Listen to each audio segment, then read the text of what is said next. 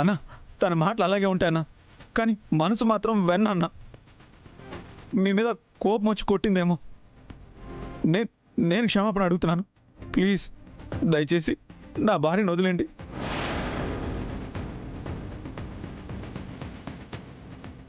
ఏదో కోపం వచ్చి కొట్టిందేమో. కావాలంటే నన్ను కొట్టండి, నన్ను తనండి అన్న. నీ కాలు పట్టుకుంటానన్నా.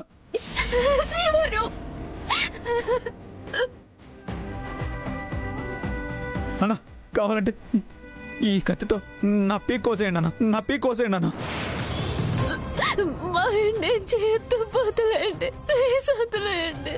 ప్లీజ్ అన్న, కానీ నా భార్యను మాత్రం వదిలేయండి అన్న.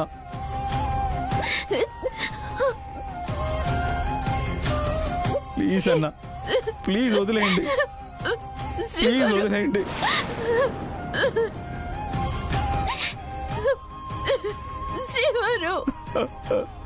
ప్లీజ్ వదిలేయండి శ్రీవారు, ప్లీజ్ అన్న. ప్లీజ్ నీ కాళ్ళు పట్టుకుంటానన్నా, వదిలే అన్న. అన్న నా భార్యకి ఏమనైతే నీ గుండె తట్టుకోలేదన్నా, నీ గుండె తట్టుకోలేదన్నా, తట్టుకోలేదు. దయచేసి తను వదిలేండి అన్న, ప్లీజ్ వదిలేండి అన్న.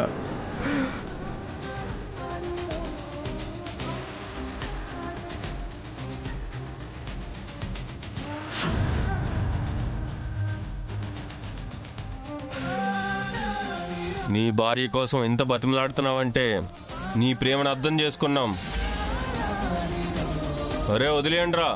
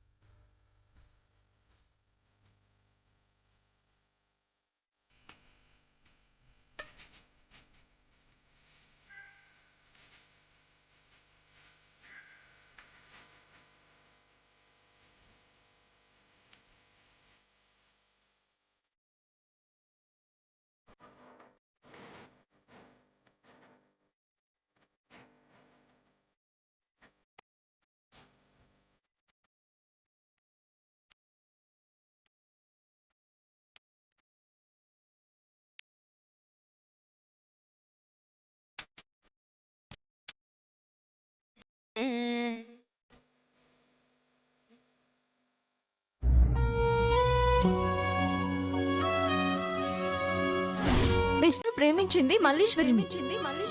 వాళ్ళ ప్రేమలో నిజాయితీ ఉంది కాబట్టి ఈ పెళ్లి జరిపిస్తున్నాం. టైంకి చాలా పెద్ద హెల్ప్ చేసావు Geetha. Thank you so much.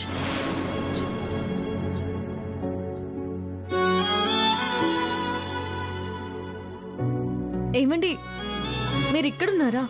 సరే రండి, భోజనం చేద్దరు గాని. నాకు ఆకలిగా లేదు. ఆకలిగా లేకపోవడం ఏంటండి? దాహం, ఆకలి మనిషి జీవితంలో మార్చుకోలేని గుణాలు. అవునా? మరి ప్రేమ, అనురాగం, అభిమానం ఒక్కసారి పుట్టాక ఎప్పటికీ చావని గుణాలు, మార్చుకోలేని అభిప్రాయాలు, అనుభూతులు అవెందుకు మారుతున్నాయి? ఏంటలా అర్థం కానట్టు చూస్తున్నావు? ఒకప్పుడు నీ కళ్ళల్లో నా మీద ప్రేమ కనిపించేది, నాతో ఎక్కువసేపు ఉండాలి అన్న ఆరాటం కనిపించేది, నాకు దగ్గరగా ఉండాలి అన్న ఉబలాటం కనిపించేది. ఇప్పుడు అది లేదు. నిన్ను దగ్గరికి తీసుకుంటే నీ కళ్ళల్లో భయం కనిపిస్తుంది. నీతో గడపాలనుకుంటే నా నుంచి దూరంగా వెళ్ళాలి అన్న ఆతృత కనిపిస్తుంది. ప్రేమ గురించి అంత గొప్పగా ఆలోచించే నువ్వు భర్త ప్రేమని ఎందుకు నిర్లక్ష్యం చేస్తున్నావు? నా దగ్గరికి రావడమే పెద్ద గండం అన్నట్టు బిహేవ్ చేస్తున్నావు రాధిక. ఎందుకీ మార్పు? అసలు మనసులు దూరంగా ఉండి మనుషులు కలిసి ఉండడం అనవసరం కదా? అది కాదండి. అదే రాధిక, కలిసుంటే సుఖమేంటి, ప్రయోజనమేంటి, సంతోషమేంటి అని అడుగుతున్నాను. మీరెందుకు ఇలా మాట్లాడుతున్నారో నాకు అర్థమైంది. కోపంతో కాదు, నా వల్ల మీ మనసు గాయపడింది అన్న బాధతో అంటున్నారు కదా. కానీ ఒక్క విషయం మాత్రం గుర్తుపెట్టుకోండి, మీరన్నట్టు మీ మీద పుట్టిన ప్రేమ, అనురాగం నేను చచ్చే వరకు ఉంటాయి. నా జీవితం, నా ప్రేమ మీకే సొంతం.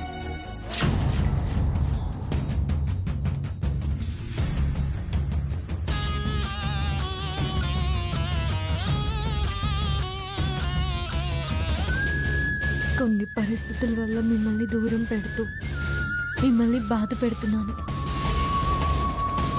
కొన్ని రోజులు ఓపిక పట్టండి. జీవితాంతం మనం సంతోషంగా ఉండొచ్చు. అయితే అలాంటప్పుడు ఆ పరిస్థితి ఏంటో నాకు చెప్పు. కొంచెం అర్థం చేసుకోండి. నేను నిన్నదే అడుగుతున్నాను. నన్ను అర్థం చేసుకో. నన్నెందుకు దూరం పెడుతున్నావు? లోపల అమ్మమ్మ వాళ్ళు భోజనానికి కూర్చున్నారు, నేను వెళ్ళి వడ్డించాలి. మీరు కూడా వచ్చేయండి ప్లీజ్, త్వరగా వచ్చేయండి.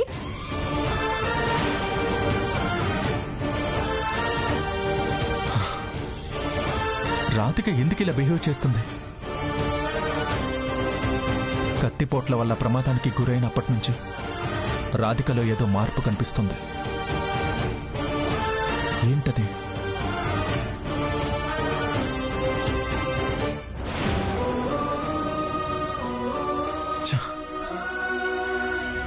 నాకు రాధిక కావాలి, కానీ తను నా ఆవేదనను ఎందుకు తెలుసుకోలేకపోతుంది? లేదు, ఎలాగైనా దానికి కారణమేంటో తెలుసుకోవాలి.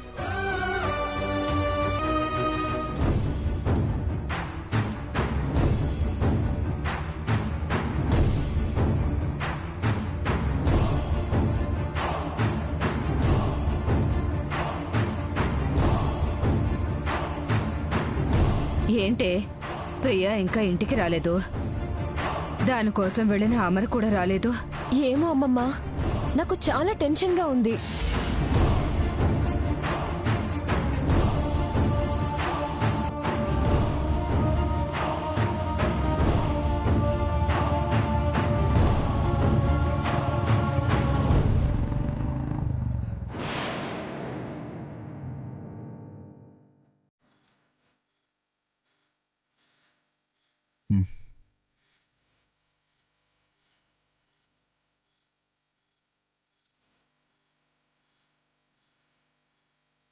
ప్రియా, అక్కడ జరిగినవేవి ఇంట్లో చెప్పకు. సరే.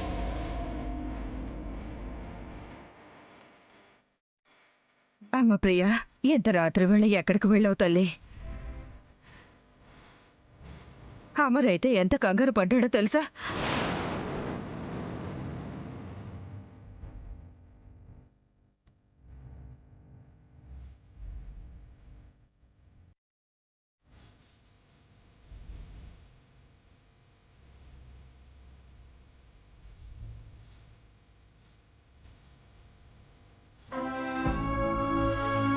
అమ్మా ప్రియా, ఏమైందమ్మా?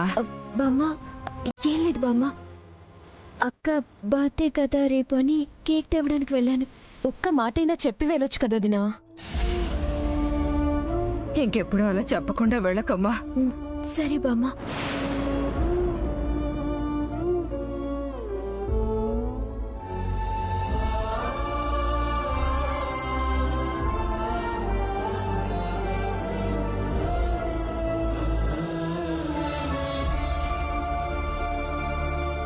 శ్రీవారు, బాగా ఆకలిగా ఉంది.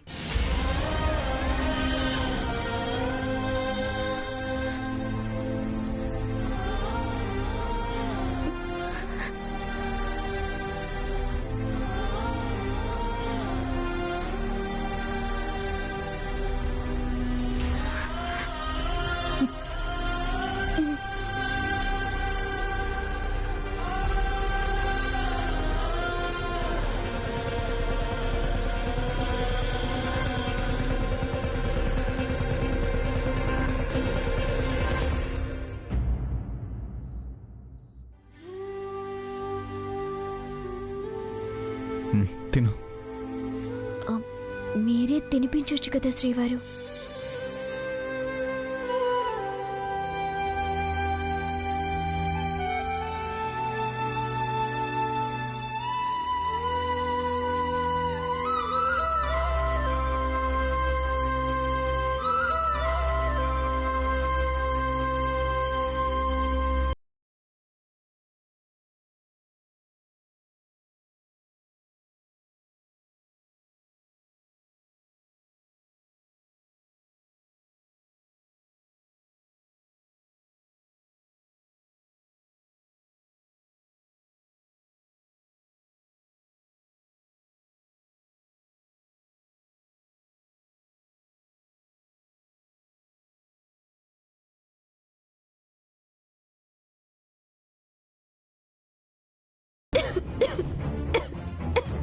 నిదానంగా తిను. ఈ మంచినీళ్ళు తాగు.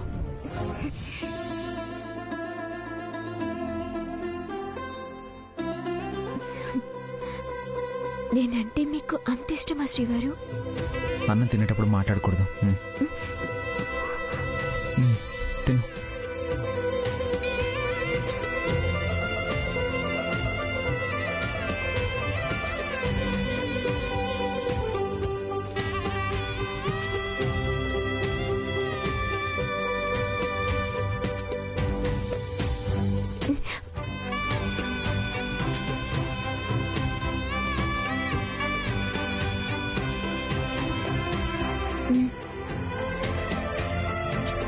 ఇప్పుడు చెప్పండి శ్రీవారు, నేనంటే మీకు అంత ఇష్టమా శ్రీవారు? నేనంటే ప్రియా, ఇంకా ఆ టాపిక్ వదిలేసాయి ప్లీజ్.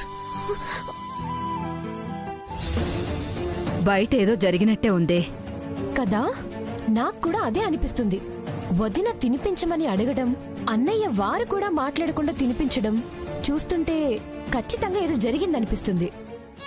మీరు వాళ్ళని తన్నకుండా సారీ చెప్పటం, నన్ను వదిలేయమని వాళ్ళని వేడుకోవటం నాకు నచ్చలేదు శ్రీవారు.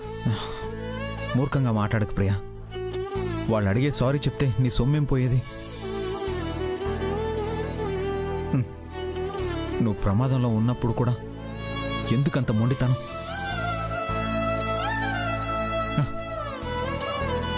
ఒకవేళ ఆ కత్తి వల్ల నీ పీక తెగుంటే? హే, నువ్వేమైనా ఝాన్సీ లక్ష్మీబాయి అనుకుంటున్నావా, లేక రుద్రమదేవి అనుకుంటున్నావా? అసలే రోజులు బాగాలేవు. రాత్రిపూట నువ్వు ఒంటరిగా వెళ్ళడమే తప్పు. సరే వెళ్ళా, నీకు వాళ్ళ వల్ల ప్రమాదం వచ్చింది, కొట్టాం. సారీ చెప్తే వదిలేస్తామని వాళ్ళు చెప్తున్నారుగా, అప్పుడు సారీ చెప్తే ఏమవుతుంది? నేను అదే కత్తితో పీక కోసుకొని చావరిని చేస్తాను, కానీ చేయని తప్పుకి సారీ మాత్రం చెప్పను. అసలు మీరు కూడా సారీ చెప్పకుండా ఉండాల్సింది శ్రీవారు. ఏ, అర్థం లేకుండా మాట్లాడకు ప్రియా. నువ్వు వాళ్ళని చూసావా ఎలా ఉన్నారు? ఎంతకైనా తెగించేలా ఉన్నారు. నేను సారీ చెప్పకపోతే నిన్ను వదిలుండేవాళ్ళు కాదు. చంపితే చంపాలి శ్రీవారు. సారీ చెప్పిన దానికంటే వాళ్ళ చేతిలో చావడమే బెటర్. ప్రియా,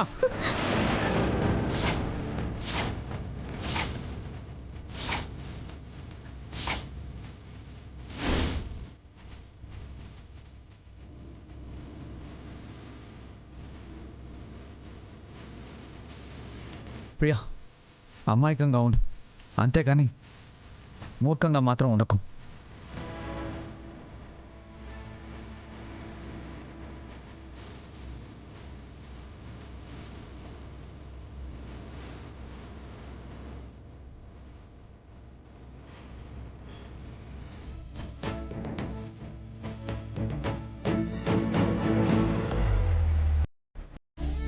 అమ్మ ప్రియా, ఏమైంది ఇద్దరికి? ఆ బేకరీ వాళ్ళు నిన్ను ఇబ్బంది పెట్టారా ఏంటి? అదో పెద్ద కథలే బామ్మ, తర్వాత చెప్తాను. ప్రియా, అమరికి నువ్వంటే ప్రాణం. వాడికి కోపం తెప్పించుకమ్మా.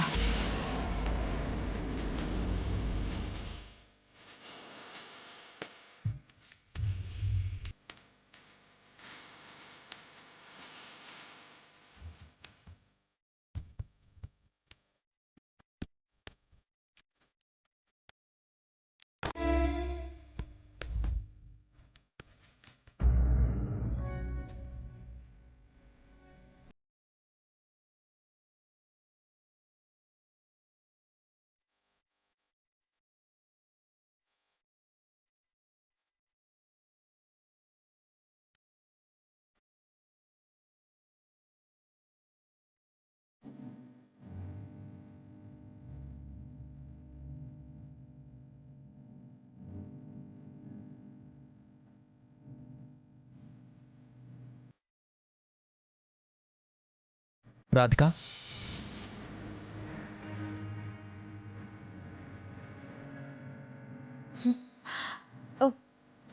కైలాష్ గారు,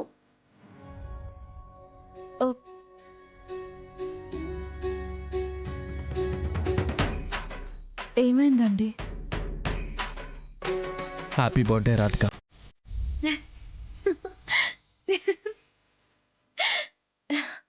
థ్యాంక్ యూ అండి.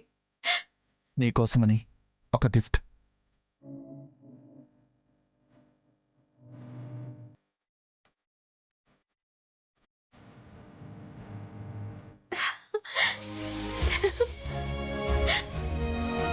వావ్.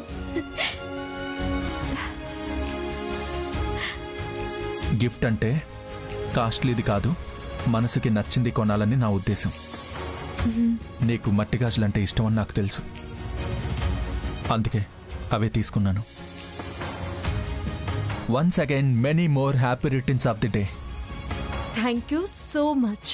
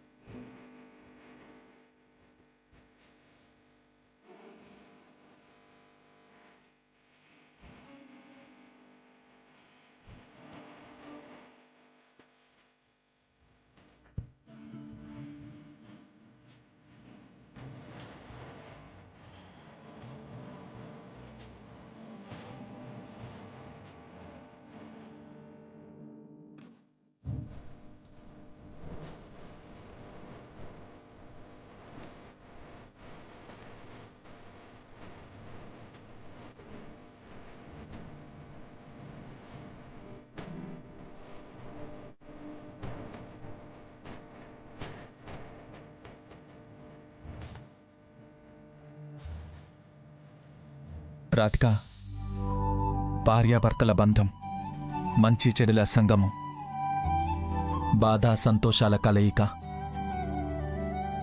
భార్యాభర్తలు ఆకాశం చందమామలా ఉండాలే కాని ఆకాశం సముద్రంలా ఉండకూడదు. ఇద్దరి మధ్యన అభిప్రాయ భేదాలు, కోపతాపాల్లాంటివి మేఘాల్లాగా కమ్ముతాయి, కానీ అవి తొలగిపోతాయి. ఈ రోజు వరకు మన మధ్య వచ్చిన కలతలన్నీ మర్చిపోదాం. చెడు అనుభూతులన్నీ మనసులోంచి తీసేద్దాం. నీ పుట్టినరోజు నుంచి మనం కొత్త జీవితం మొదలు పెడదాం. మన మధ్య ఏర్పడిన దూరాన్ని తొలగించేద్దాం. ఇక నుంచి మన మధ్య ఎలాంటి చిన్న పొరపత్యాలు రాకుండా మనమొక విడిపోని బంధంగా కలిసుందాం రాధిక.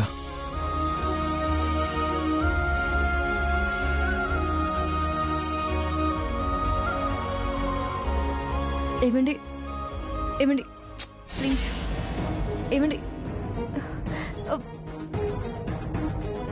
ఏమండి, హే, ఏమండి ఏమండి రాధిక నేను చెప్పేది రాధిక వినండి. ఏమైంది రాధిక వదలండి ప్లీజ్. రాధిక ఏమైంది ఏమైంది రాధిక ప్లీజ్. రాధిక రాధిక ఆగు ఏమండి నేను చెప్పేది వినండి ఏంటి? ప్లీజ్. వదలండి. ఆ!